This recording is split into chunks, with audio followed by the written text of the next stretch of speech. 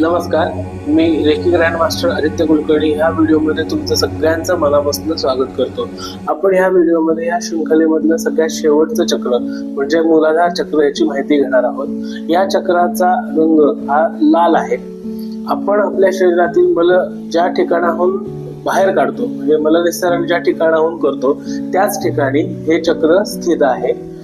हे चक्र करतं काय तर मूलाधार चक्र हे आपल्या आभामंडलावरती प्रक्रिया करून जे पृथ्वी तत्व आहे त्या पृथ्वी तत्व आपल्या शरीराला त्याच्या गरजेप्रमाणे पुरवत असतं. त्याचबरोबर आपल्या शरीरामध्ये आपल्या रक्ताची आणि पेशींची जी नवनिर्मिती होत असते त्याला कारणीभूत हे रूढ चक्रच असतं.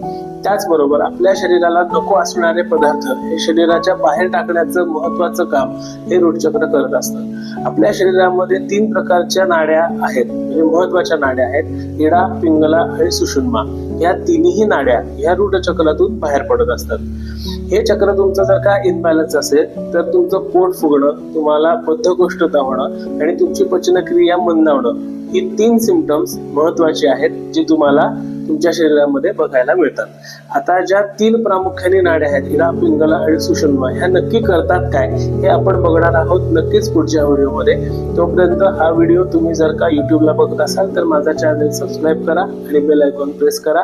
हा व्हिडिओ तुम्ही जर का इंस्टाग्राम किंवा फेसबुकला बघत असाल तर माझं पेज नक्की लाईक करा, शेअर करा आणि व्हिडिओच्या खाली कमेंट करा.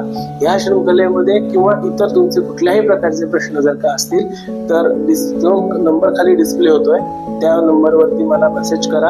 आपण भेटूयात पुढच्या व्हिडिओमध्ये. तोपर्यंत मस्त खा आणि स्वस्त राहा.